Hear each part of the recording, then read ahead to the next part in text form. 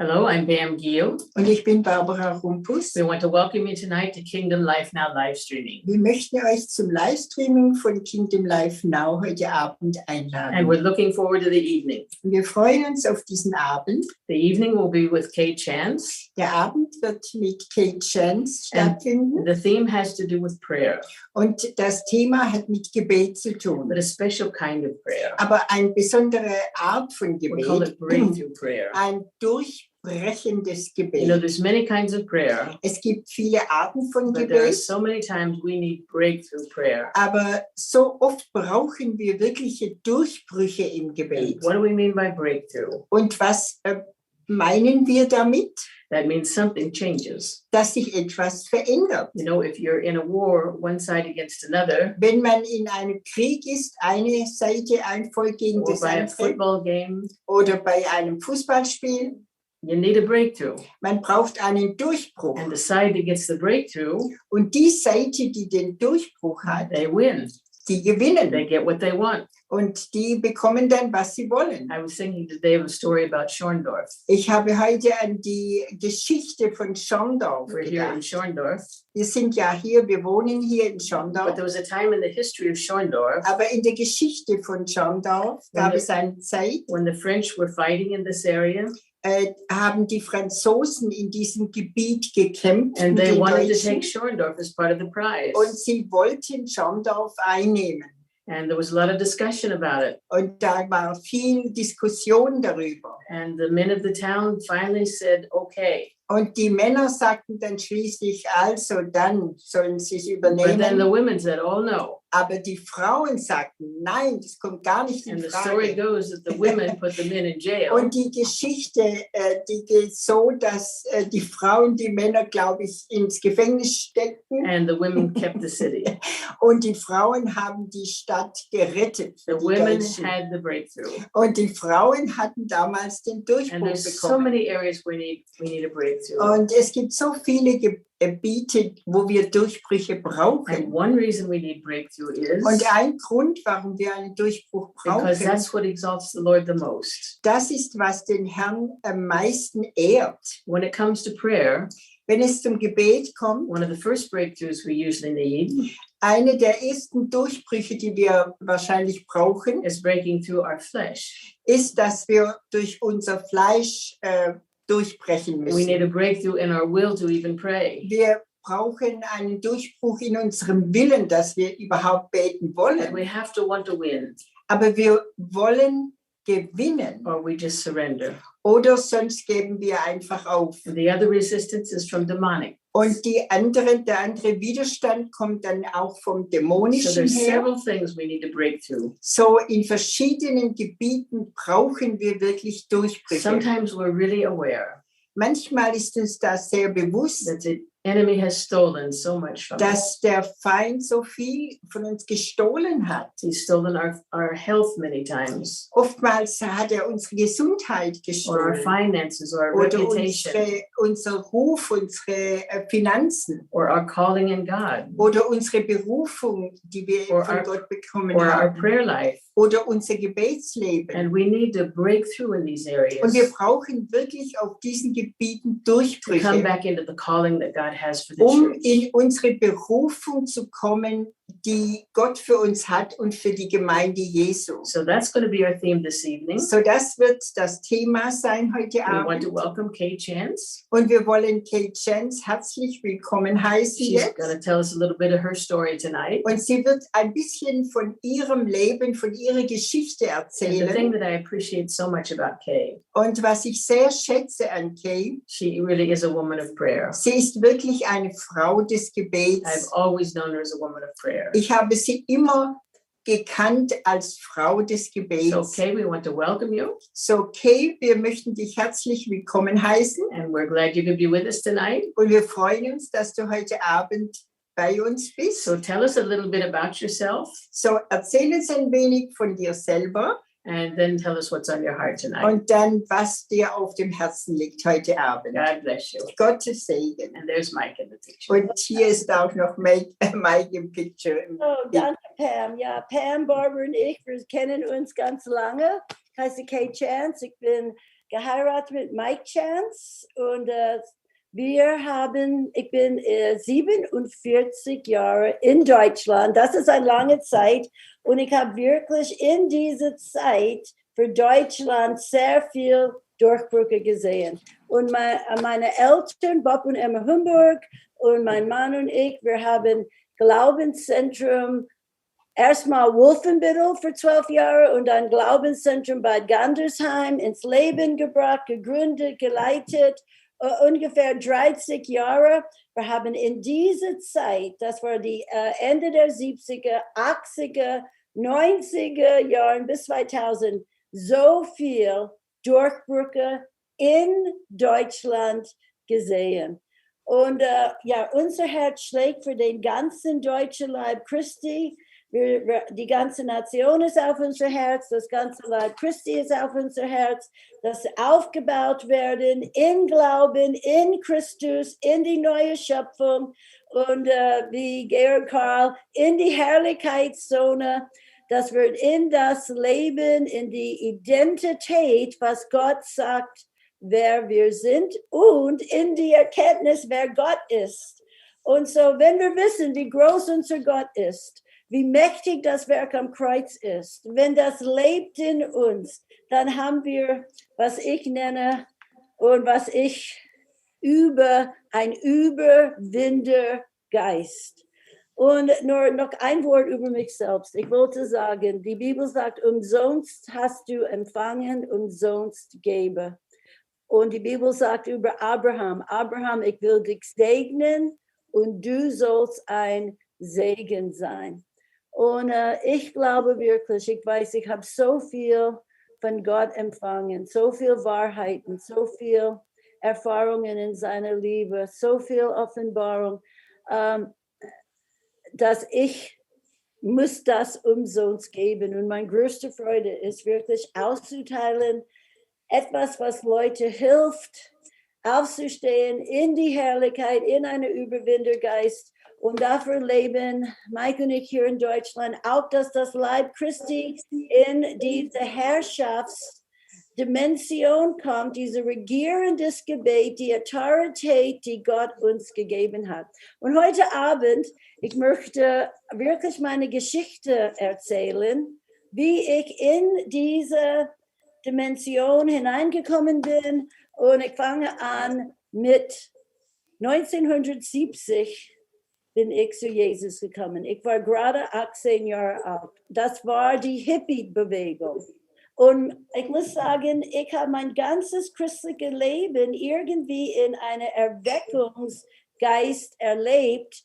Und das, wenn du etwas Erweckungsgeist oder eine Vision von Jesus oder eine Lebendigkeit von seinem Wort, wenn das in dir kommt, das ist ewig, das bleibt. Und diese Erfahrungen, und das können wir von anderen Menschen bekommen, so Wahrheiten gelehrt oder wirklich Vorbilder. Und wir nehmen das auf. Wir sind nicht kritisch und wir sind nicht zweifelnd. Wenn wir offen sind und hungrig, können wir geistlich in unsere geistliche Schatzkiste oder unser geistliche Gut, da können wir reicher und reicher werden. Und diese Wahrheiten bauen sich auf. Und eins, was ich super finde, das christliche Leben ist nicht nur ein Status quo oder wir schauen zurück. Das ist von Herrlichkeit zu Herrlichkeit. Es bleibt immer frisch mit Jesus, immer lebendig, immer mehr zu gewinnen. Und so, ich möchte euch ermutigen heute Abend. Ich habe gesagt, ich war 18 Jahre alt, 1970. Erstmal möchte ich anfangen mit diesen Gedanken. Gott arbeitet in Wellen und Wellen von Erweckung oder Bewegungen oder Awakenings, wie immer das ist. Und ich wollte sagen, in 1967, das war ein Schlüsseljahr, weil Israel und den Leib Christi sind auf einem Parallelkurs der Wiederherstellung. Und in 1967 ist Jerusalem wieder erobert oder wieder eingenommen von Israel. Das war ein gewaltiger Sieg nach so vielen Jahren, wo Jerusalem beherrscht wurde von fremder Macht. Und in diese 1967 ist auch die Zeit, wo die charismatische Bewegung angefangen hat in die Denominationen, die nicht pfingstlich waren. Und die hungrige Leute haben wirklich die Geistestaufe erlebt, im neuen Zungen zu reden. Und die Geistesgaben fingen an, mehr ausgebreitet zu sein in alle möglichen Denominationen. Und genau in diesem Jahr auch, 67 ungefähr, ist die Jesus People Bewegung auch ins Leben gekommen. Und in dieser Zeit bin ich zu Jesus gekommen. Das war gerade in diesem Anfang von all diesen Sachen. Und ich ging weg zu einer Universität. Ich war gerade 18 geworden.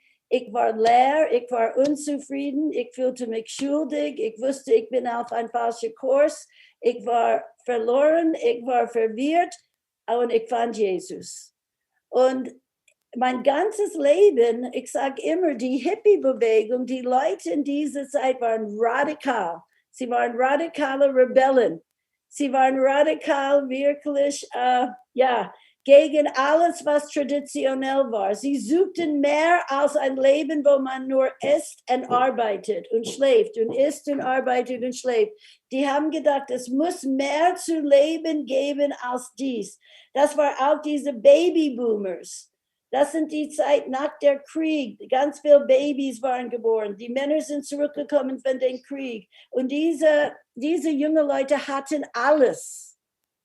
Sie haben alles gehabt, aber sie waren so leer. Und in dieser Zeit, wo ganz viele Leute Drogen und extra Sachen mit Drogen erleben wollten, und in dieser Zeit mit dieser sexuellen Revolution und Freiheit, der Heilige Geist ist ausgegossen auf Tausende von jungen Leuten weltweit. Und in dieser Zeit bin ich auch zu Jesus gekommen. Und ich muss sagen, ganz viele Leute, die Leiter sind in Leib Christi heute, sie sind in der Zeit von dieser Jesus People Bewegung zu Jesus gekommen. Benny Hinn, Bill Johnson, ganz viele.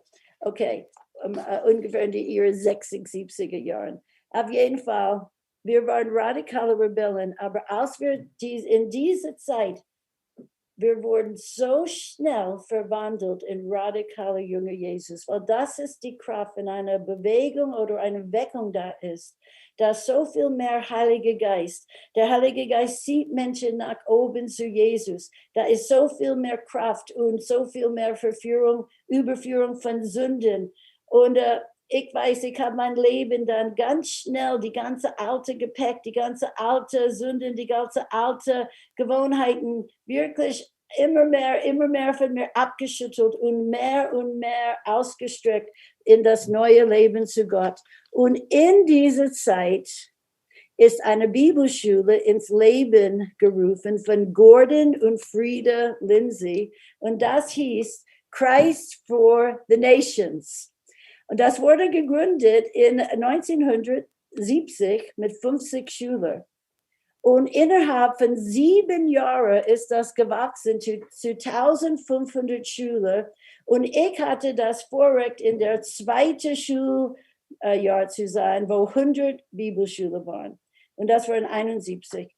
Und ich möchte etwas sagen über Gordon Lindsay, weil ich habe so viel von dieser Bibelschule bekommen, die ich glaube, ich habe wirklich nicht nur eine Botschaft, sondern einen Mantel der Salbung bekommen als junger Mensch, nur 19 Jahre, 20 Jahre. Aber Gordon Lindsay, ich sage etwas über sein Leben. Er wurde 1906 geboren in einer Stadt, die hieß Sion, in Illinois. Und das war eine ganze Stadt mit einem Mann namens Alexander Dowie. Und das Stadt wurde gewidmet zu Heilung. Sie lebten aus einer Communität der Heilung und haben eine Stadt gegründet. Und Gordon Lindsay ist in diesem Ort geboren. Dann wurde, als er 18 Jahre alt war, bekehrt, gläubig geworden durch Parham. Und dieser Mann ist verantwortlich in die 1900. Der Heilige Geist ist ausgegossen mit neuen Zungen und neuen Sprachen in seiner Bibelschule. Und nachdem dann bekehrt war, er war in der Gemeinde von John G. Lakes. Ich denke, viele kennen ihn. Die Healing-Räume, Heilungsräume. Und John G. Lakes war ein gewaltiger Heilungsevangelist. Hunderttausende Heilungsräume.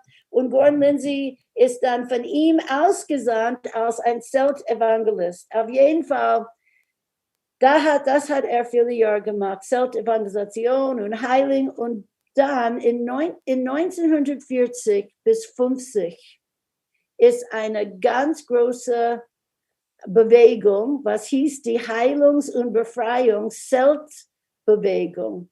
Und Gordon Lindsay ist dann mit einem Mann namens William Branham gereist in diese Zelten, wo Tausende kamen und es war Wunder und Heilungen und Gaben des Geistes, die man vorher nicht erlebt hat. Das ist auch die Zeit, Oral Roberts war in dieser Zeit und in der Zeit war Hunderte Heilungs-, Befreiungs-, Evangelisten und Erweckungen in Zelten und das ging durch die ganze Welt. Und Gordon Lindsay in dieser Zeit, 1948, das ist auch ein bemerkenswertes Datum, 48, als Israel, das Stadt gegründet wurde, wie in einem Tag eine Nation ist zur Geburt gekommen. In der Jahr hat Gordon Lindsay Christ for the Nations und das hieß auch Stimme der Heilung. Und er hat eine Zeitschrift ausgebracht, das in der ganzen Welt diese Wunder dann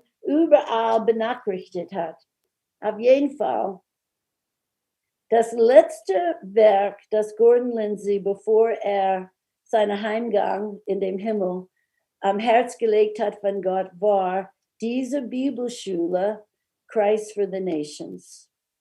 Und Christ for the Nations war wirklich eine Erweckungsbibelschule und Training für Endzeitarbeiter und für diese Heilung und Befreiungsdienst. So, gerade am Anfang von dieser Schule habe ich das Vorrecht als 19-jährige neue Gläubige in diese Schule zu kommen. Und ehrlich gesagt, als ich ankam, ich dachte, ich war in der Himmel gelandet. Vorher habe ich nie Leute im Singen gesprochen gehört und da war Singen in neuen Sprachen und da war Anbetung und das war 3-4 Stunden jeden Tag das Wort Gottes mit so einer Klarheit und so einer Kraft gepredigt.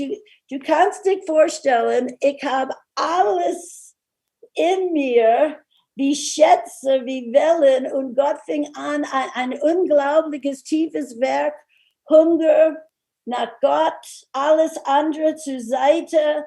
Und das war wirklich, wie gesagt, was ich möchte sagen, was schön war über diese Bibelschule. Es war ältere Leute von der charismatischen Bewegung, ganz viel, ja, 50, 60-Jährigen, 40-Jährigen, viele ältere Leute und dann ein ganzer Haufen von den jungen Leuten von der Jesus People Zeit.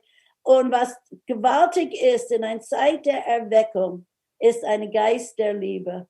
Da war so eine Liebe in dieser Schülerschaft, so eine Hunger für Gott.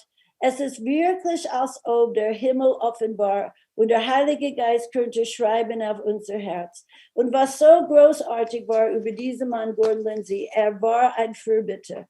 Er war ein ganz schlichter, demütiger, ziemlich unscheinbarer Mann.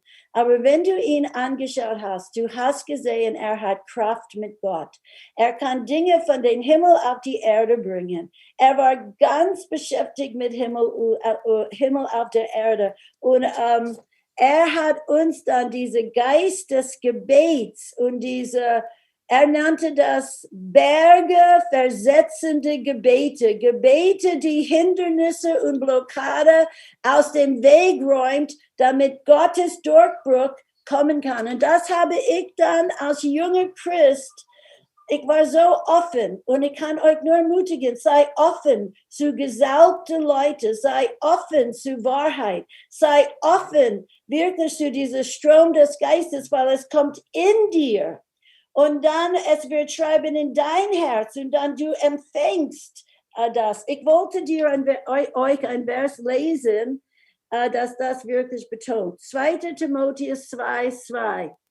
2, 2, 2. Das passt mit 2021. Okay. Und Paulus schreibt zu Timotheus, sein Sohn im Glauben. Und was du von mir in Gegenwart vieler Zeugen gehört hast, das vertraue treue Menschen an, die tüchtig sein werden, auch andere zu lehren. So, das ist 4 Generationen. Paulus hat die Botschaft und Timotheus hat das empfangen. Und dann hat er gesagt, Timotheus, du findest Leute, treue Leute, nicht die begabten Leute, treue Leute. Und diese Leute werden befähigt von Gott, auch anderen. So, das ist Paulus, Timotheus, die Treuen und anderen. Das ist eine Multiplikation, eine generationsübersteigende. Deswegen, ich nenne euch diese Strome, die Gordon Lindsay getragen hat. Und dann, er hat das zu diesen jungen Leuten in diese Schule gegeben. Und wir haben das nach Deutschland gebracht und haben wirklich mit dieser Ausrüstung eine Bibelschule ins Leben gebracht aus nichts. Und das möchte ich einfach jetzt sagen. Gordon Lindsay hat uns trainiert. Ich habe 2 Jahre dort gesessen. Ich habe selber Gott gesucht. Ich war in alle Gebetsseiten. Ich habe alle Bücher über Gebet gelesen. Ich habe gesagt, Gott, ich kann nicht reden. Ich kann nicht schön singen. Ich möchte unbedingt nicht mit Kindern arbeiten. Und ich wusste nicht, was könnte ich für Gott tun. Ich wollte wirklich Gott dienen und wirklich in diese Weltevangelisation mitmachen, miternten und mitarbeiten. Und dann habe ich gesagt, ich weiß nicht, was ich tun kann, aber ich möchte lernen zu beten, weil im Gebet kann ich etwas vom Himmel in Existenz auf die Erde bringen. Kann ich wirklich sehen, dass Gottes Kraft freigesetzt wird. So als junges Mädchen habe ich angefangen, zu allen Gebetsstunden zu gehen. Ich habe Bücher über Gebet gelesen. Ich habe eine kleine Gebetgruppe mit 8 Frauen ins Leben gerufen in der Schule. Wir haben jeden Tag 1 bis 2 Stunden gebetet. Hier möchte ich erwähnen ein Buch, das mein Leben damals so geprägt hat. Und das Buch ist neu jetzt erschienen in Deutschland. Es war schon da, aber jetzt es kommt in die ganze Fülle. Und das Buch heißt Rees Howells, Das Leben eines Fürbitters. Das kannst du in Deutsch jetzt bestellen. Rees Howells, Das Leben eines Fürbitters. Auf jeden Fall. Und Gordon Lindsay und diese Glaubensleute haben mein Leben sehr geprägt. Und so, es ist so gewesen. Es ist so gewesen, dass Gott hat meine Familie nach Deutschland gesandt. Und wir sind nach Deutschland mit einem Ruf nach Gott und wir sind ausgesandt für Christ for the Nations. Und wir sind ausgesandt nach Christ for the Nations und wir kamen nach Deutschland, ohne eine deutsche Person zu kennen. Aber wir sind gesprungen wie Abraham im Glauben. Und Gott hat uns Schritt für Schritt zu Gläubigen gebracht. Und dann haben wir Gebet. Und dann habe ich mit 2 anderen jungen Frauen, weil meine Eltern wollten dann das nächste Jahr kommen. Und wir haben gebetet für eine Bibelschule in Deutschland. Und in dem Gebet, wir haben jeden Tag gebetet. Und hier möchte ich einfach auch sagen, wie Gott mich gelehrt hat zu beten, kam nach Deutschland und dann, ich war nicht mehr in diesem Erweckungsgeist. Es war in Deutschland in 1974 war kein offener Himmel. Da war wirklich Blockade über Blockade in der Atmosphäre. Das war wirklich so eine sehr bedrückende, verdammende, wie eine ganze graue Wolke über dem Land. Und ich habe zuerst nicht verstanden, was ist hier los, was ist das? Ich hatte zuerst gedacht, habe ich gesündigt? Bin ich in den falschen Platz? Wo ist Gott? Das scheint mir alles so tot. Es scheint mir Gott so weit weg. Ich weiß nicht, was es ist. Ich kann nicht mehr denken. Und dann der Heilige Geist kam wie in mir, ganz hoch, und hat mich einfach gelehrt. Ich habe die Worte gehört, geistliche Kampfführung. Dieses Thema war damals nicht ein Thema.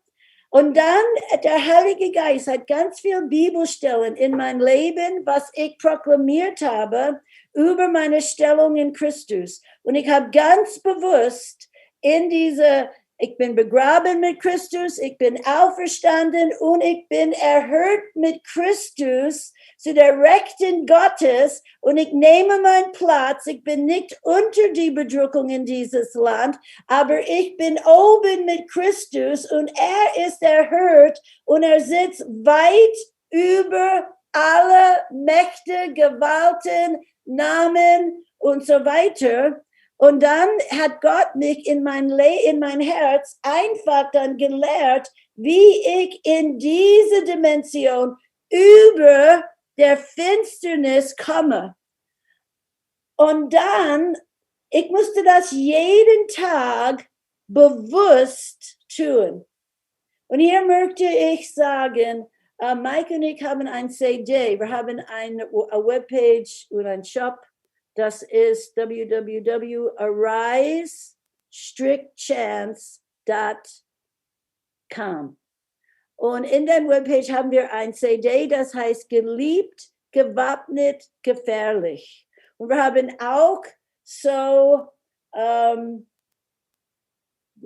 wir haben auch so ein Heft, das heißt geliebt, gewappnet, gefährlich und ein Buch.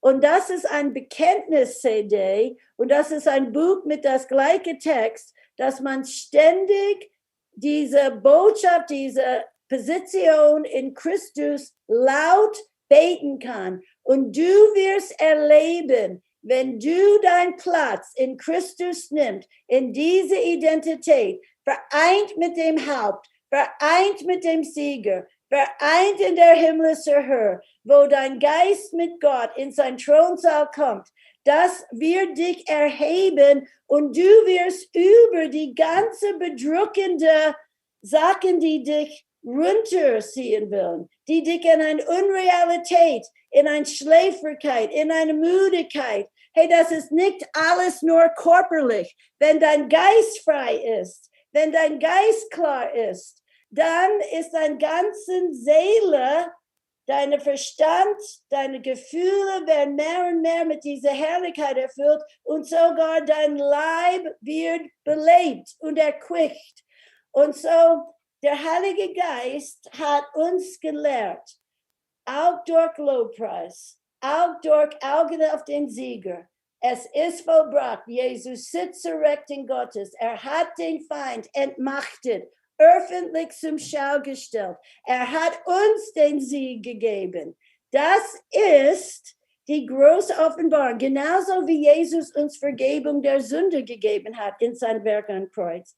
Genauso wie er uns Heilung für unsere Krankheiten durch das Werk am Kreuz. Genauso gibt er uns den Sieg über den Feind durch sein Werk am Kreuz. Sieg ist auch eine von diesen Geschenke. Wir empfangen das im Glauben. Sein Sieg ist mein Sieg. Sein Himmelfahrt ist mein Himmelfahrt, weil ich bin in ihm. Und so, wir sind vereint mit ihm. Halleluja, das ist so gewaltig. Und das habe ich dann im Gebet erstmal diesen Platz zu nehmen, nicht von unten zu beten. Nicht, manchmal haben wir das Gefühl, wir beten von unten und unsere Gebete gehen nicht so weit wie der Decke. Und da habe ich gelernt, erstmal zu Gott, erstmal vereint mit dem Haupt, erstmal trinkt dem Strom, erstmal wirklich verbunden mit dem Himmel in mein Herz und eins mit ihm. Und dann über der Finsternis, da musst du wirklich ganz, ganz überzeugt, du bist berufen zum Herrschen. Der erste Auftrag von Gott zu die Menschheit. Sei fruchtbar, vermehrt euch, füllt die Erde und macht sie euch untertan. Macht sie euch untertan bedeutet, trete auf, alles, was dich blockiert, bring es unter deine Füße und herrsche über die Erde. Wir sind berufen zum Herrschen im Leben durch den einen Jesus Christus. Das bedeutet, du hast die Autorität von Gott, deine Stellung zu nehmen, deine Erbe in Christus zu nehmen, über der Finsternis. Du bist das Haupt, nicht der Schwanz. Du hast die Autorität zu treten auf Schlangen und Skorpionen und sie sollen nicht auf dich und über deinen Kopf treten. Wenn du das wirklich glaubst, dann hast du die Kraft in dir, wirklich dein Schild des Glaubens zu erheben und auszulöschen Angst, auszulöschen Bedrückung, auszulöschen Verwirrung, auszulöschen alles, was dich versucht zu stoppen und zu berauben, wie Pam gesagt hast, und wirklich Siege zu gewinnen und in eine, ich sage immer, ich bin einer, der glaubt an ein Leben in persönlichen Sieg. Ich glaube das, weil Jesus hat gesagt, in alle diese Sachen, die nicht so angenehm sind, sind wir mehr als Überwinder durch den, der uns liebt. Nichts kann uns scheiden von dieser Strom, dieser Einheit mit Christus. Und weil wir sind vereint mit ihm, wir sind mehr als Überwinder, weil er ist der Überwinder und er gibt uns den Sieg über den Feind, den Sieg über diese bedrückenden Sachen. So, das habe ich alles in Deutschland gelernt. Und von oben das Wort kreativ, schöpferisch, prophetisch zu beten, auszusenden, zu sagen, so wird es sein. Es wird eine Bibelschule. Das und das wird geschehen. Gott bereitet den Gebäude. Gott wird den Schüler schicken. Und durch Glauben haben wir kreiert etwas, was nicht existiert hatte, außer nur in Gottes Herz. Und wir haben gebetet und wirklich alle Blockaden, Hindernisse aus dem Weg geräumt und wirklich gebetet und geglaubt, dass Gott eine Bibelschule in Deutschland aufbauen wird, dass die beste deutsche junge Leute trainieren wird, dass sie Missionare werden, dass sie werden ausgehen, dass sie werden die Gemeinden erfüllen als Lobpreisleiter und Prediger. Und wir haben geglaubt, dass Gott wirklich, was Gott zu uns gesagt hat, ist, Gott wird eine neue deutsche Armee hervorbringen, eine Armee von Anbeter, Beter und Verkündiger von seinem Wort. Auf jeden Fall, durch Glauben und Geduld, ist das Bibelschule geboren, ins Leben gekommen und ständig gewachsen und ständig gewachsen. Natürlich, da waren viele Kämpfe. Natürlich, wir waren sehr oft, mussten mit Zweifel kämpfen und so. Aber Gott hat so viele Gebete und dann haben wir die Mitarbeiter, dann haben wir die Schüler, dann das ganze Ort wuchs in diese Glaubensdimension, das ganze Ort wuchs in dieser Autorität. Und ich möchte auch hier sagen, etwas, was sehr wichtig ist in deinem Leben, was ich sage ständig über mir selbst. Ich sehe an mein Lobpreiskleid. Ich ziehe an mein Lobpreiskleid und der Geist der Bedrückung flieht von mir. Und wir haben gelernt, durch Lobpreis Jesus zu erheben, Jesus zu küren, Jesus Sieg zu singen, Jesus Sieg zu proklamieren. Wir haben gelernt, wirklich Jesus in die Anbetung und in seine Herrlichkeit in diesen Strom zu schaffen. Und das bringt dich auch hinein. Und zu Hause kannst du Lobpreismusik spielen, kannst du wirklich Gott erheben, kannst du ständig leben in der Vision der Sieger zu Rechten Gottes, das Lamm der Herrlichkeit, das Lamm, der steht als ausgekreuzigt, aber er steht, er ist auferstanden, er lebt, er hat die Schlüssel, das ist dein Sieger. Und alles, was Jesus gewonnen hat, schenkt er dir. Das gehört dir. Das ist dein Erbteil. Das ist wirklich alles aus Gnade. Und wir empfangen das im Glauben und setzen das in unser Leben. Und dann wirst du wirklich merken, die Stärke Gottes kommt in dir durch deine Vereinigung, dein Einssein mit Christus. Du bist in ihm und er wohnt in dir. Er ist in dir. Und du nimmst deine Augen weg von dir selbst. Und jeden Tag du glaubst, ich vermag alles heute durch den, der mich ständig, täglich, kräftig, das Leben Christus durch den Heiligen Geist, das belebt mich, ist in mir, es erfrischt und erquickt meine Gedanken, dass ich Gottes klare Gedanken habe. Ja, wir haben wirklich so viel von Gott empfangen. Gnade um Gnade, das fließt wie ein unaufhörlichen Strom. Ein Strom, der nie schwacher wird. Ein Strom, der wirklich mit voller der Geschenke von Gottes Leben ist. Ja, und so, ich bin so dankbar für diese Sachen. Und das haben wir dann wirklich gesehen in Deutschland, dass ein Ort wurde geschaffen, auch wo es wirklich ein offener Himmel war. Und die deutschen Leute sind geströmt zu Glaubenszentrum in die 70er, 80er, 90er Jahre. Sie sind geströmt. Und da haben wir ein Konferenzzentrum aufgebaut, Bibelschule. Da haben wir eine Erweckungshalle für 1000 Leute gebaut. Und das wurde ständig voll. Manchmal 1000 Frauen, 1000 Männer, 1000 Leiter. Da haben wir Outbreaks für Jugendliche mit über 1000 junge Leute. Und ehrlich gesagt, ganz viele Leute in dieser Zeit kamen zu Glaubenszentrum, damit sie in die neue Schöpfung, in diese neue Kreatur, damit sie im Glauben, in die Identität in Christus befestigt wirst und in diese gewaltige Gebetsarmee hineinkommen für unser Land. Und so, jetzt möchte ich ein bisschen zu heute kommen. Jetzt sind wir in 2020, 21. Und was ich euch wirklich ermutigen möchte, 2020, das wurde proklamiert von allen Propheten, eine neue Ära. Eine neue Ära für die 20er Dekade wird sich öffnen. Es wird nicht nur eine neue Dekade, aber etwas Neues. Und dann waren wir alle ziemlich im Schock zu sehen, was wirklich in 2020 so kam, dieser C-Virus,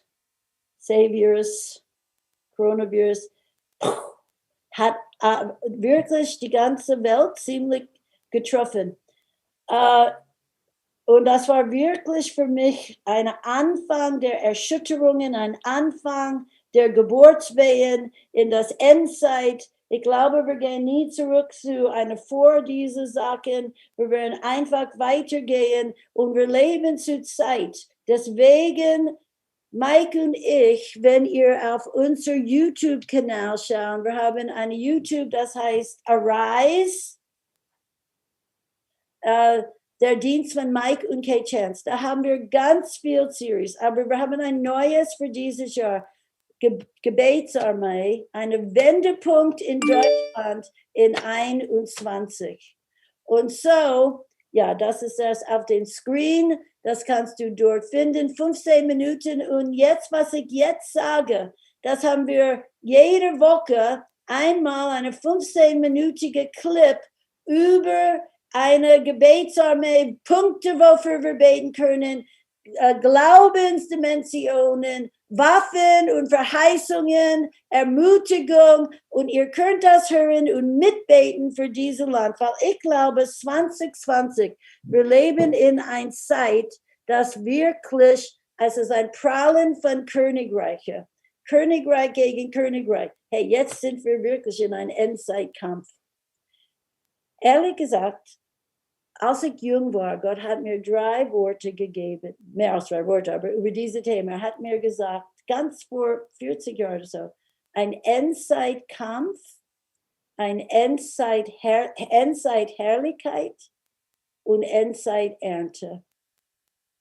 Und ich habe immer gedacht, in der Endzeit, das wird ein heftiger Kampf sein. Der Kampf zwischen Licht und Finsternis, Böse und Gut, das Reich des Feindes und das herrliche Leib Christi, die herrliche Brautgemeinde, das ist ein Prallen von Königreich. Aber da wird auch eine Endzeit-Herrlichkeit. Es wird mehr Herrlichkeit in der Gemeinde, mehr Herrlichkeit in unser Leben, mehr Kraft, mehr Gnade als je zuvor, weil wir wachsen hinein in Stufen, wo vorher noch nie gewesen war. Und Gott wird uns in diese Liebe, diese Einheit, übernatürliche Königreich hineinbringen und bringt uns. Und ich möchte euch ermutigen, wir brauchen keine Angst. Wir brauchen wirklich einfach trainiert, in diese Ebenen zu leben. Da ist Freiheit, da ist Heilung in Christus, da ist Durchbrüche für unsere Orte. Und dann Endzeit Ernte. Und hier möchte ich eine Minute sprechen. Ich glaube, 21, wo wir jetzt sind, ist ein wirklich großes Jahr des Gebets. Aber ich glaube, wir kommen in eine Zeit der Ernte, wo Menschen, die Jesus nicht kennen, werden in das Königreich kommen. Und viele Gebetsgruppen in Deutschland sind aufgerichtet, gerade jetzt auf die Ernte. Das begeistert mich so viel. Eine Gebetsgruppe fastet 40 Tage jetzt für die Ernte in Deutschland. Dass noch diese Erbarmen für Deutschland, sie fasten und beten 21 Tage für diese nationale Bußtag in September, 9. bis 11. Erbarmen für Deutschland, dass Deutschland, das Kind, dass Gott, die Wille, die Bestimmung Gottes für dieses Land hervorkommt und sie kämpfen im Gebet dafür. Es gibt ganz viele, dann wir haben diese Gebetsinitiative Wendepunkt in Deutschland 21 und viele beten jetzt für die Ernte. Ich muss auch sagen, die BFP-Gemeinden, die Pfingstgemeinden in Deutschland, ihr Fokus für dieses Jahr und nächstes Jahr ist Menschen für Jesus Christus gewinnen, damit Menschen Jesus erkennen. Alle sind ziemlich ausgerichtet jetzt, wirklich zu glauben für die Endzeit-Herrlichkeit und die Endzeit-Ernte und die Endzeit-Armee, die aufsteht mit Gott und wirklich ergreift den Sieg und führt es durch gegen die bösen Menschen, die bösen Pläne, die Agenda des Feindes und dass Gott eine Bahn macht, auch in dieser Zeit, damit wir weiter vorwärts gehen. So, freue mich, dass wir heute Abend über dieses Thema sprechen, weil ich glaube, wir werden noch einiges erleben. Und ich glaube, dass Gott möchte dich heute Abend echt platzieren. Ich glaube, er möchte dich, dass du das bejahst. Das Position ist für dich. Diese offene Tür in dem Himmel, in das Licht, in die perfekte Herrlichkeit Gottes ist für dich. Das ist aus Gnade. Das musst du nicht verdienen. Das musst du empfangen im Glauben, annehmen, sehen in das Wort und hineinkommen.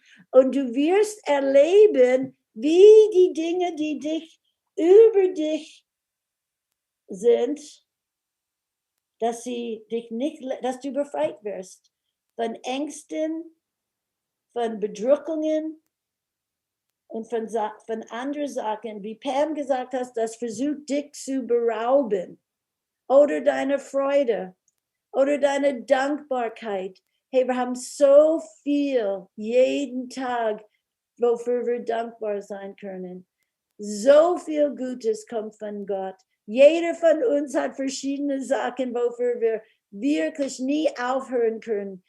Unser Loblied, Dankbarkeit zu Gott und zu öffnen zu diesem Strom. So, ich möchte allen ermutigen, dass wir wirklich befähigt werden, die Schild des Glaubens, diese ganze Waffenrüstung Gottes, damit wir stehen können in den bösen Tag und nachdem wir alles ausgerichtet haben, immer noch stehen. Der Herr wird dich wirklich stärken und erheben, damit du nicht fallen, nicht ermutigt, nicht in Zweifel, nicht in Krankheit, nicht niedergebeugt, wirklich, das wird fliehen. Ich erwarte auch heute Abend, dass Gott möchte viele, die kennen diese Wahrheiten, aber die irgendwie ermutigt wurden und haben ihr Schwert runtergelegt und haben ihr Schwert nicht so in ihr Mund und nicht so belebt und fühlen irgendwie gefesselt und nicht frei. Wir wollen glauben, dass Fesseln werden springen heute Abend. Wir wollen glauben, dass Bänder werden brechen, wirklich die vielleicht von Angst oder einfach müde von die ganzen Sachen, die immer gegen uns kommen und so viel verwirrenden Reden. Ich glaube, Gott möchte dich ermutigen. Ich bin da. Und du hast alles, was du brauchst. Öffne dich. Und lass uns jetzt einfach in eine Zeit des Gebets gehen. Wir wollen zusammen bestimmte Dinge annehmen von Gott. Ich möchte dich segnen heute Abend. Und ich möchte auch, ich habe vergessen, etwas zu sagen, was so wichtig war.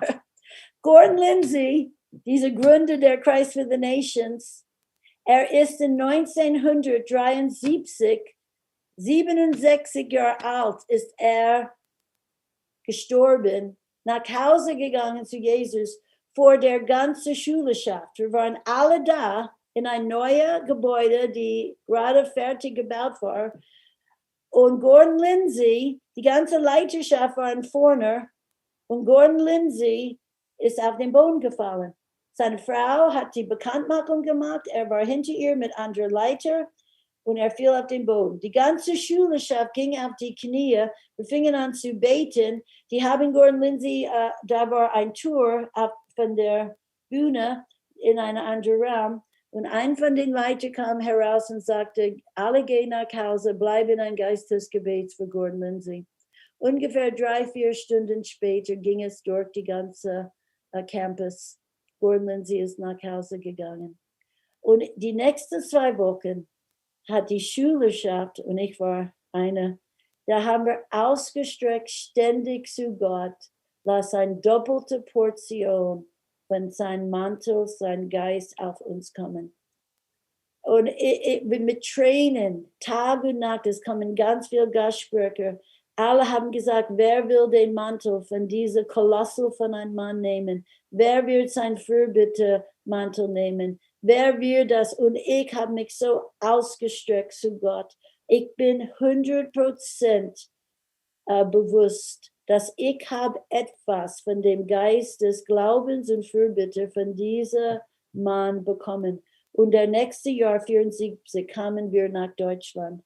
Und Gott hat uns gesalbt zu beten und die ganze Schülerschaft gesalbt zu beten. Es war die Salbung, der Durchbruchsalbung, Bahn zu brechen, dass Gottes Reich bewegen kann, Bahn zu brechen, dass Himmel auf Erde kommt, Bahn zu brechen, dass die dämonischen Mächte nicht regieren über uns, nicht triumphieren unter uns, aber lass Gott ausstehen, let God arise. Erhebt die Bundeslade, wo das Blut an der Sündeckel ist, die ganze Erlösung. Und wenn du vorwärts mit dieser Bundeslade in ein Bund mit Gott gehst, dann wird auch für dich ein Bahn, ein Durchbruch geschaffen. Und wir werden an die Orte, wo wir sind, in Deutschland sehen. So jetzt möchte ich für euch beten. Ich möchte eine dynamische Übertragung von dieser Salbung, die ich empfangen habe, die empfangen hat von ganz vielen anderen. Wir sind alle in diesem Stafettelauf. Eins gibt es zu dem anderen, dann rennst du weiter. Und ich möchte, dass du jetzt erhebst deine Hand zu Gott. Und Herr, ich setze frei diese Erbe von Erweckung, von 1900 her, bis diese Azusa Street, bis diese alle diese Ausgießungen und der charismatische Bewegung mit Freude und die Geistessalbungen und die Jesus People Bewegung, radikale Jüngerschaft, Herr, ich merkte die ganze Salbung des Gebets und Glauben, der Gordon Lindsay getragen hat, Herr, freisetzen, gerade jetzt auf die Menschen in Deutschland. Und Gott befähigt dich. Gott sagt, du bist eine Treue und ich werde dich befähigen, auch anderen das weiterzugeben. Und ich segne dich gerade jetzt und wir stehen zusammen gegen jede Macht. Empfang das, wenn du wirklich Furcht hast von Corona oder Furcht von den Regeln, die hier sind oder Furcht von der Zukunft, was auf uns kommt. Furcht lähmt dich. Furcht wird dich einschüchtern. Furcht wird dich in einen Schlaf bringen, dass du nicht bewegen kannst. Jetzt sag dich los von einem Geist der Furcht und sage, Gott hat mich nicht einen Geist der Furcht gegeben. Ich schüttel das ab. Ich gebiete das von meinen Gedanken, von meinem Herz, von meinen Umständen zu weichen, in Jesu Namen. Ich unterordne mich Gott und seine Wahrheit. Und nur Gott und seine Wahrheit wird leben in mir. Und ich widerstehe dem Feind. Ich widerstehe dieser Müdigkeit. Ich widerstehe dieser falsche Schläfrigkeit, die mich wirklich in eine Grauzone bringt. Und ich breche durch in die Klarheit. Ich breche durch in die klare Luft. Ich erhebe meine Augen auf den König der Herrlichkeit. Und ich sehe ihn stark und mächtig. Ich sehe ihn mächtig im Kampf.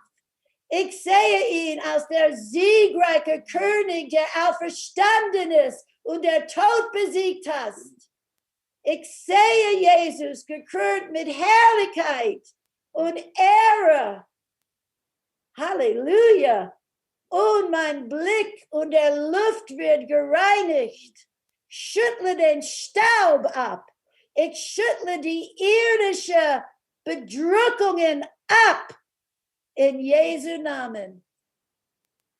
Und Jesus, ich danke dir jetzt, dass du mich ganz neu die Stärke gibst, das Schwert des Geistes, das Wort Gottes in meinen Mund zu nehmen. Und ich danke dir für einen Geist des Glaubens, die ganze Verheißungen ererbt.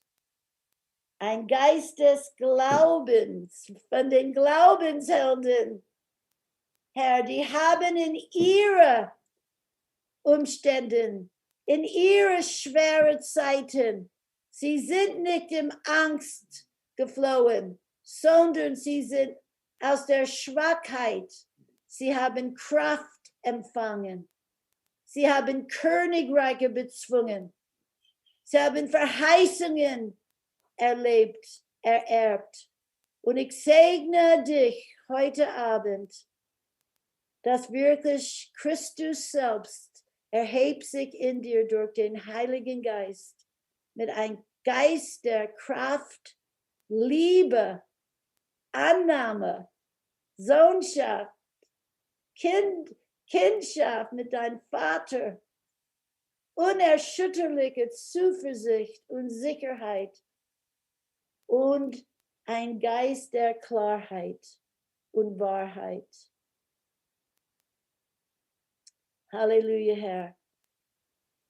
Und gerade jetzt nimm deinen Platz als ein König und Priester vor dem Thron, wo die ganzen Segnungen in Christus da sind. Und du kannst empfangen, empfangen, empfangen und freisetzen für anderen. Halleluja. So, jetzt gehe ich zurück zu Pam und Barbara. Ah, da sind sie. We heard the whole thing. Wir hörten die ganze Predigt. I've heard Kay tell this story so many times and I love to hear it. Ich liebe diese Geschichte. Ich habe sie oftmals gehört von Kay. Because in these times when she began, Denn in diesen Zeiten, wo sie angefangen it hat, was so, people in the culture were so broken. Die Leute in der Kultur in der damaligen Zeit waren so zerbrochen. And when you Auch. see what the Lord did in this Jesus people time, Aber was man sieht, was Jesus getan hat in der Jesus People Zeit, it can give us hope for anyone who's lost. Und das kann uns wirklich Glauben geben für jeden, der verloren ist. And you know, when you tell the story of your history in the Bible school, Und wenn man diese Geschichte von der Bibelschule hört, sometimes we think our lives aren't producing so much. manchmal denken wir, unser Leben produziert nicht so viel. But when you think what one man influenced another man and another man Aber and wenn man another man, sieht, ein Mann hat jemand beeinflusst und weiter ist es gegangen. and I think your call to Germany is very powerful. Und ich denke, eure Berufung nach Deutschland ist sehr kraftvoll. And God really prepared you to come, Und Gott hat euch vorbereitet zu kommen. even if you were young and didn't know anything. Obwohl ihr damals noch jung wart und nicht so viel wusstet. Yeah. Well, I just want to thank you for coming to Germany. Ja, ich möchte euch danken, dass ihr nach Deutschland gekommen seid. But let's take this theme of prayer just a little bit. Aber lasst uns dieses Thema von Gebet ein wenig nochmal. When you talk about you begin here, can you just explain that a little bit to Kannst du us? das nochmal ein bisschen erklären, dass du nicht hier anfängst zu beten, sondern von oben her? Just thinking of people who are listening to this. Wenn du an Leute denkst, die jetzt hier zuhören, Practically, how do they go from here to here? wie machen sie das praktisch? Turn your microphone on. Okay. Könntest du dein Mikrofon Okay. Yeah. anmachen? Well, maybe when you go to pray, you feel tired or you feel. Kannst du vielleicht Deutsch Ja. sprechen? Vielleicht, Okay. wenn man geht zum Beten, man fühlt sich müde oder abgelenkt oder unreal. Und dann, ich weiß, ich gehe, und dann du sagst einfach, Gott, ich komme jetzt zu dir. Und ich sage immer, ich bete nicht aus meinen eigenen menschlichen Ressourcen, ich bete nicht aus, was ich glaube ist möglich. Du bist der Gott, wo alles ist möglich. Und ich fing an, auf Gott zu schauen. In der Raum, der alles ist möglich. Alles ist möglich. Ich bete nicht gemäß wie meine Kraft, weil dann würde ich denken, ist keine Antwort. Aber Gott, du hast die ganze Kraft, du hast die ganzen Möglichkeiten. Und ich fing an, und du musst das sprechen. Du musst wirklich entweder Gott erheben, du musst sagen, Gott, alles ist möglich, du hast alle Kraft. Ich komme mit Zuversicht und Freimütigkeit durch das Blut Jesus, ich erscheine vor dir und du hebst deinen Geist, du hebst deine Stimme, du hebst dich auf zu dieser anderen Dimension. Ich sage es ganz schlicht und einfach. Ich trete in Christus. Ich bin in das Königreich. Ich komme vor dem Thron. Und du sagst das und es ist Realität. Das sind Realitäten. Der Himmel ist real. Es ist, als ob du schaltest ab von einfach dich. Und ich finde das wichtig. Du kannst sagen, ich sage das auch immer, ich bete nicht gemäß meiner Möglichkeiten, meine Gedanken, ich bete im Geist. Noch etwas, was dir sehr viel helfen kann am Anfang. Bete in diese neue Sprache, weil das bringt dann deinen Geist sofort in Bewegung. Und wenn du betest in eine andere Sprache, es ist ab sofort, deine Gedanken werden geöffnet und denken an Gott. Das sind einfach Tipps. Und dann diese Position in Christus zum Beispiel, dann ich sage das, Jesus, ich danke dir, du hast mich erlöst aus der Machtbereich der Finsternis, du hast mich versetzt in das Reich der Liebe deines Sohnes und ich bin in diese Königreich und ich komme jetzt in diese Königreichsfülle zu dir. Und so einfach durch Glauben, aber du lässt diesen Strom in deinen Geist fließen. In Zungen, vielleicht Bibelverheißungen, Gottes Charakter, Du verbindest dich mit Gott und du merkst mehr und dann fing an einfach, was du beten möchtest, aber du weißt, du bist da und was mir wirklich hilft, das habe ich schon gesagt, aber diese Stelle in Epheser 1, das findest du überall, auch in die Psalmen. Gott ist mein Zuflucht, Gott ist mein Burg, Gott ist mein Ort, wo ich wohne. Du kannst es auch mit der Psalmen sagen. Der Herr ist mein Licht und mein Heil. Der Herr ist mein Lebenskraft. Der Herr ist meine Portion im Lande der Lebendigen. Einfach dich vereinen mit Gott und seinen Möglichkeiten. Weil Gott hat unendliche Möglichkeiten. Dann lernst du einzureichen und diese Möglichkeiten zu holen. Und deswegen Gebet ist nicht, wir nicht überreden, Gott etwas zu tun, was er nicht will. Wir kommen zu Gott und wir lösen seine Wille. Wir lösen seine Versorgung. Wir kommen zu Gott und wir nehmen, da der Fülle ist da. Die Sachen sind real. Sie sind alle ja in Christus. Du brauchst sie nur dann auszuteilen, zu nehmen.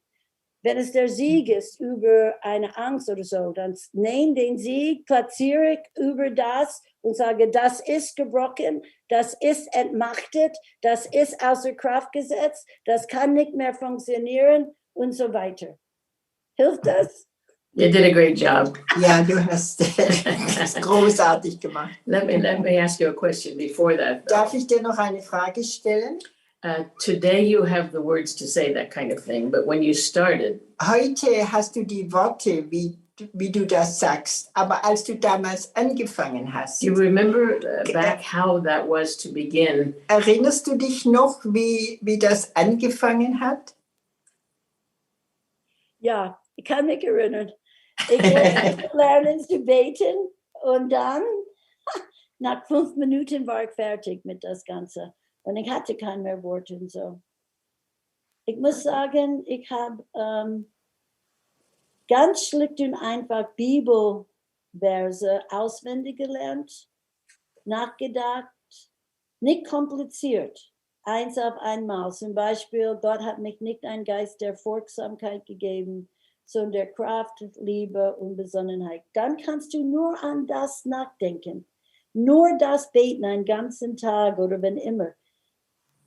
Gott hat mich nicht. Das bedeutet, Furcht kommt nicht von Gott. Dann kannst du das mehr beten. Dann ich nehme kein Furcht an. Furcht ist ein Feind. Furcht ist nicht von Gott. Das wird mein Leben nicht bestimmen. Du kannst diese einfachen Worte oder ein Psalm, zum Beispiel einen von die besten Psalmen. Du könntest eine ganze Woche Psalm 91, die erste Vers, dann die nächste Vers. Du kannst schlicht, aber ein Geheimnis ist, das laut zu sprechen, formulieren. Weil wenn du hörst die Wahrheit, irgendwie, das ist eine Kraft, das ist eine Macht. Und so, ich habe einfach schlicht und einfach angefangen. Zum Beispiel, ich kann mich erinnern, als junger Christ, ich habe immer Botschaften gehört, wie jetzt. Dann ging ich in mein Zimmer und da waren alle die alten Gedanken da. Ich habe immer ja gesagt, wenn ich das hörte, aber war das Alte. Da habe ich gesagt, Gott, wie kann ich diese Botschaften in mein Leben bekommen, in mein Leben, dass sie mir die Kraft geben. Und dann habe ich das schlicht und einfach nur so angefangen. Und dann die 5 Minuten. Und ich möchte sagen, mein erster Durchbruch kam in Amerika. They have Thanksgiving Day. Und das war so im November. So ich war gerade in die Schule im September und bis November hatte ich nicht so einen Durchbruch. Und dann November, diese Thanksgiving-Tage, ich habe gesagt, Gott, heute will ich nichts bitten. Heute will ich dir nur danken. Und dann habe ich so ein paar alte Hymnen, da habe ich ein paar Lobpreispsalmen und ich habe alles geschrieben, wofür ich dankbar war. Dann habe ich angefangen, das zu Gott zu bringen, diese Sachen, ganz schlicht und einfach. Und wirklich, nach einer Zeit, ich hatte meinen ersten Durchbruch. Ich war einfach erhoben in Gottes Gegenwart. Er war einfach da. Und ich weiß nicht, wie lange ich da war, ein paar Stunden. Ich war einfach da. Und von da an könnte ich mehr mit Gott einfach da sein oder reden oder so. Hier möchte ich sagen, Gott ist ein Belohner, jeder, der ihn sucht. Er wird dich belohnen. Und wird das real machen. Wird dich in diese Wahrheiten hineinbringen. Und ich hoffe, das hilft.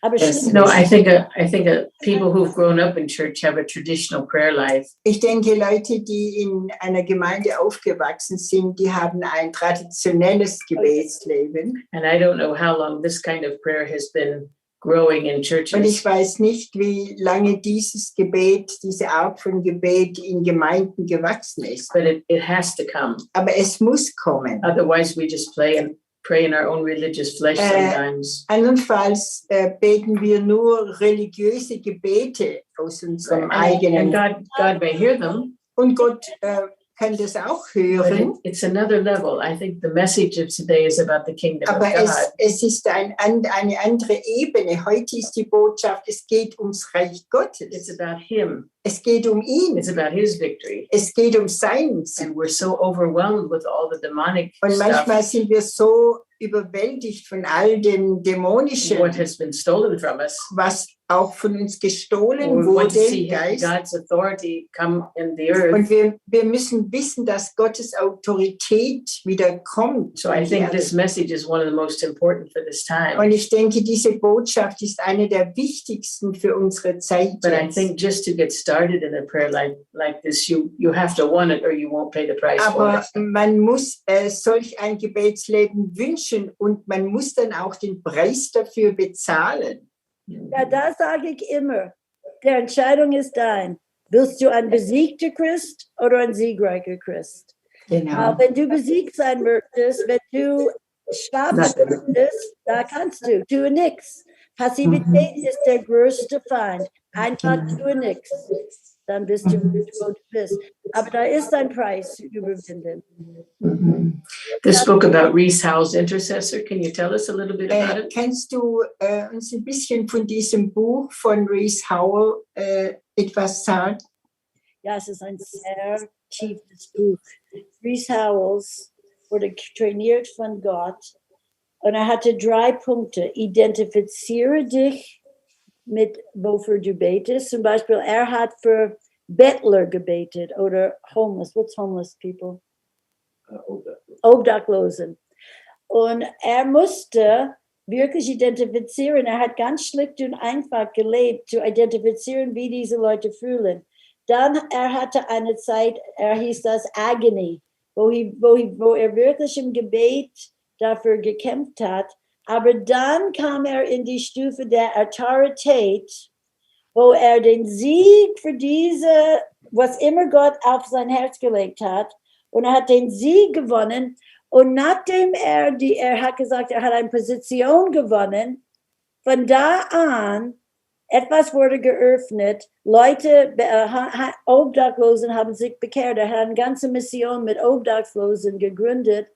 Und dann ist diese Position, das öffnet ein ganzes Strom der Salbung. Und was das mir gelehrt hat, zum Beispiel im Glaubenszentrum, wir wollten das Lobpreis, das war ganz neu in Deutschland. So diese freudige, jauchzende, erheben die Hände, das war alles neu. Und wir wollten diese Wahrheit hervorbringen. Da muss man identifizieren, weil wir waren auch mit den Leuten unter dieselbe Bedrückung. Dann, du musst dann agonisieren oder beten und diese Zeit nehmen, aber dann kam ein Durchbruch. Und dann dieser Lobpreis, es war geöffnet, es war da, es könnte weiter überall gehen. Deswegen, ich ermutige Leute, gebt nicht auf, gewinne ein Stück Land oder Wahrheit, weil das wird eine Position geben, dann lebst du in das. You know, you've had a ministry to all of Germany. Ihr hattet einen Dienst für ganz Deutschland, Not just like for a local church or something. nicht nur für eine Lokalgemeinde. Were you praying for the nation from the beginning? Habt ihr für die Nationen vom Anfang an schon Did gebetet? you feel that was your call in the beginning, was the country of Germany? Oder habt ihr gefühlt, für Deutschland ist eure Berufung jetzt zu beten? Tell us how that was. Ja, Sag uns, wie das war. wir haben den Eindruck, den Mandat von Gott für ganz Deutschland. Das war so unser Feld. Vielleicht ist dein Gebet für Kinder oder für deine Stadt irgendwas. Es kann egal. Oder einfach Leute im Sieg oder eine Heilung für was immer. Aber wir haben immer den ganz Deutschland und den ganzen Leib Christi. Nicht nur wer immer hungrig ist, könnte kommen zu Glaubenszentrum. Wir haben gesagt, das ist überkonfessionell und Leute, die hungrig sind von allen Denominationen sind gekommen. Und dann haben wir gesagt, wir haben Tausende von deutschen Leuten ruiniert für das normale christliche Leben. Yes, Und ich hoffe, dass ich das immer noch tue.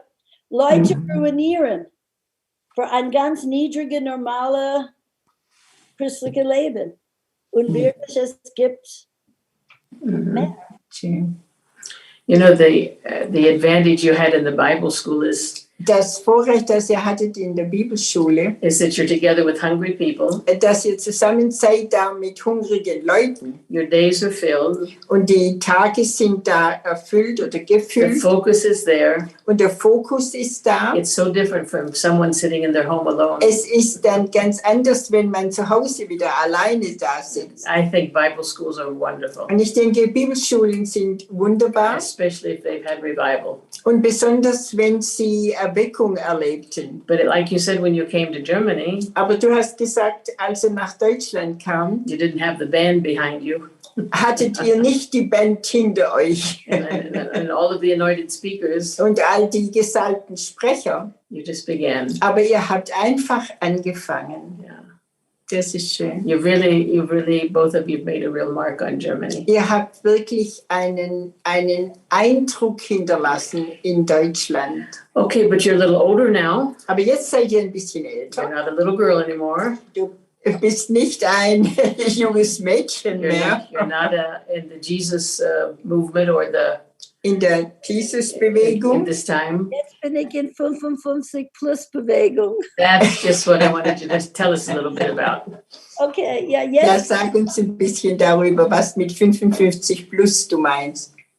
Ja, Mike ist eigentlich dieses Jahr gerade 70 geworden. Und ich werde nächstes Jahr 70 werden. Aber ehrlich gesagt, als ich 60 war, Gott hat mir so eine Vision für 55 plus Leute gegeben. Deswegen liebe ich Pam und Barbara. Weil Pam hat ihr Verein gegründet, als sie 70 Jahre alt war. Und Gott hat zu mir gesagt, ich habe eine Vision von Wellen nach Wellen von Menschen 55 plus. Und sie kamen über die Nationen und sie haben Kochtöpfe und alle Baupläne und alle Instrumente. Jeder war ausgerüstet mit was anderem. Und Gott hat mir gesagt, weil ich hatte bemerkt in dem Leib Christi, dass je älter du wurdest immer mehr nach hinten geschoben in einige Gemeinden und alle die jungen Leute. Und dann, Gott hat zu mir gesagt, das sieht er das nicht so. Er hat gesagt, eine ganze Generation steht auf. Junge Leute, ältere Leute sind immer noch da. Die haben nach 55 plus, sie haben die fruchtbarste Zeit ihres Lebens. Sie haben so viel gelernt, Erfahrungen, Salbungen. Sie haben so viel zu geben zu den jungen Leuten, zu allen Leuten. Und ich glaube, dass 55 plus Leute wird die nächste Erweckung, die nächste Bewegung Gottes freisetzen. Natürlich mit den jungen Leuten und die jungen Leute dienen und die Generationen zusammen. Aber mein Herz ist 55 plus. Das kann man auch auf unserer Webpage. Wir haben ganz viele Botschaften, was Gott uns über 55 plus gelehrt hat. Wir haben eine 55 plus Konferenz, 55 plus Zoom-Treffen und wir eine Generation auf den Vormarsch. Und ich möchte alle 55 plus, 60, 70 plus Leute, du hast so viel von Gott, du bist immer noch wichtig, dein Teil, deinen Platz zu nehmen. Und lass Pam und Barbara ein Beispiel. Ich glaube, Barbara ist jetzt 77. Was die zwei Leute zusammen tun und setzen so viel Wahrheit frei. 70 Jahre der Verein gegründet. Das ermutigt mich. die zwei. Und so, ich glaube auch, ich liebe junge Leute, ich möchte investieren, aber ich liebe 55 plus Leute. Und sie sind einige von meinen größten Helden heutzutage. You know, I think to still be alive in Jesus in your older years Ich is denke, special. wenn man auch älter ist, hat man ein Leben mit Jesus. Every life has ups and downs. Und jedes Leben hat Höhen und Tiefen. But for those who continue to turn to Jesus, Aber für die, die ihre Augen auf Jesus gerichtet as the haben, counselor, as the deliverer, als der Ratgeber, als der Befreier, as the Savior, als der Retter, I can't imagine what it would be like to live otherwise. ich kann mir gar nicht vorstellen, wie es wäre, wenn es anders wäre. And so I love to see people in our age still active in Ich Jesus. liebe auch Menschen zu sehen, die in unserem Alter noch aktiv für Jesus sind. Yeah. Tell us also one more time about the Wendepunkt. What have you done there and how far are you? Kannst du noch etwas über das Gebiet der Wendepunkt sagen? Ja. Was das ist? Wendepunkt Deutschland 21. Ja, wir sehen, dass Deutschland ist in einer großen Krise, politisch, Regierung, Wahl, dann die ganze Pandemie und die ganze Grundrechte, die so wichtig sind heutzutage, dass so viel, dass Deutschland braucht einen Wendepunkt. Und wir sind, ja, wir haben diese Videos, wir beten, viele Gebetshäuser und Leute beten mit uns für 15 Minuten und dann nehmen diese Videoclip und beten das dann weiter, wo sie sind.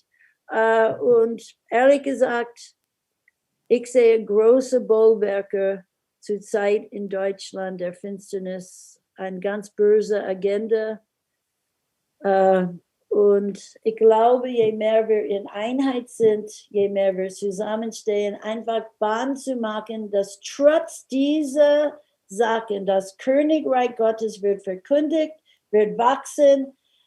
Was ich auch für diese Wendepunktzeit sehe, ist, dass es muss nicht ganz viele Leute, wenn du 2 oder 3 hast, da ist Jesus da. Das ist so eine Kraft, wenn Leute in Einheit sind, auch wenn es nur 2 ist, zu dritt, oder eine regelmäßige Gruppe, 3, 4, 5, die treffen sich und bleibt dann ein Thema und wirklich hackt und wirklich bestimmte Sachen glaubt und freisetzt. Das hat eine Gewalt, diese herrschende, ins Leben sprechende, wirklich dann die Bosheit zerstören, runterziehen, machtlos erkundigen.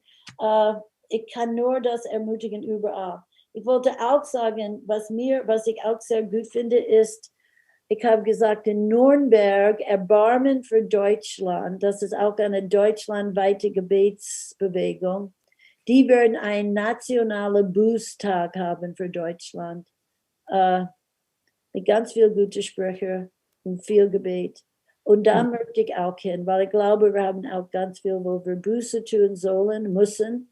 Dinge, die in der Weg stehen vor Gott, in den Leib Christi, und so, dass Gott möchte wirklich einiges in dem Land tun. Und ich unterstütze dann alles. Es gibt verschiedene Richtungen der Gebet. Buße, herrschen gegen den Feind, aber Gott wirkt in ganz verschiedenen Ebenen. Und ja, ich glaube, je mehr wir zusammenstehen, beten und Gott suchen, aber auch diese herrschende Autoritätsgebet.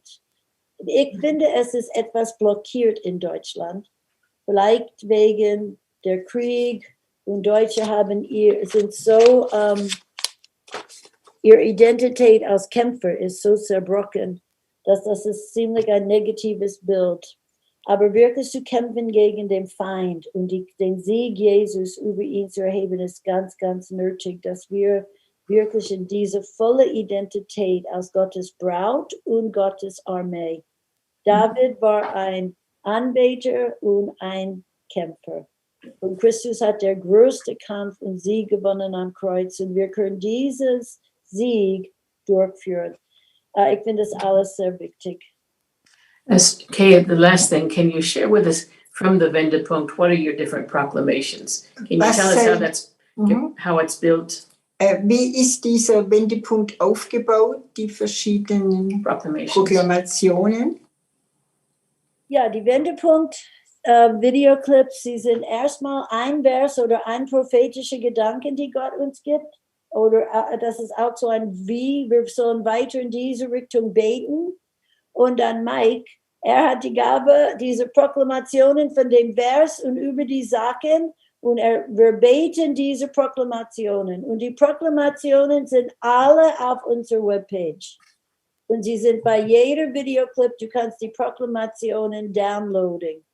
Und die Proklamationen ist einfach die Bibel nehmen und das im Glauben aussprechen, proklamieren mit dem Glauben, dass was du sagst, wird geschehen. Das sagt die Bibel. Gott hat gesprochen und es hat Dinge ins Leben gebracht. Und so wir proklamieren. Das ist ein super Weg zu beten, Jesus zu erheben. So, da ist unser YouTube-Channel. Du findest alle diese Sachen dort, die ganzen Proklamationen. Und wir haben es auch vor, nächstes Jahr die ganzen Proklamationen in ein Heft auszubringen. Aber jetzt sind sie alle da. Und man kann die Proklamationen downloaden. Man kann sie downloaden. You know, I think for many people, proclamation is a completely new way of praying. Für viele Leute wird wahrscheinlich das Proklamationsgebet etwas ganz Neues sein. And I think sometimes in our prayer lives, we get in kind of a routine. Manchmal in unserem Gebetsleben kommen wir in eine Routine. And it's so good to take something like this. Und es ist so gut, so etwas dann zu benutzen. Just to enlarge your prayer life. Um einfach das Gebetsleben zu vergrößern. So I think you've done a great job preparing materials for people. Ihr habt wirklich einen ganz tollen Job gemacht, das für Menschen möglich zu machen. So Kay, we want to thank you and Mike so much for being with us tonight. Ja, Kay, wir danken dir und auch Mike vielen In the background. Er ist im Hintergrund. And I think you've inspired many people. Und ihr habt bestimmt viele Leute inspiriert dadurch. And we'll find another time to invite you back. Und wir finden noch mal eine andere Zeit und laden euch wieder ein. Yeah. So let me go on now to the couple announcements we have for the future. Wir haben noch ein paar Bekanntmachungen für die We're Zukunft. going to take a couple weeks vacation here.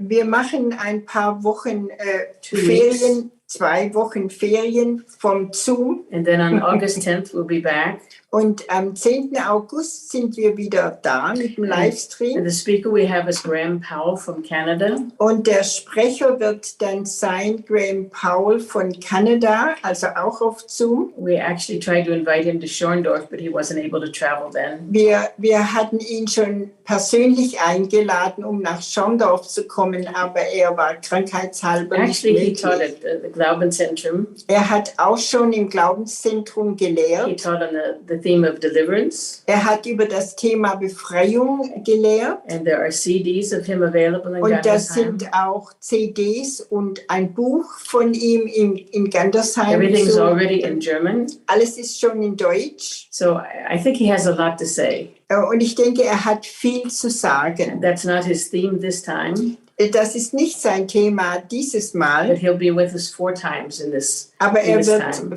4-mal bei uns dann So sprechen. that comes again on August 10th. Und das beginnt dann am 10. August.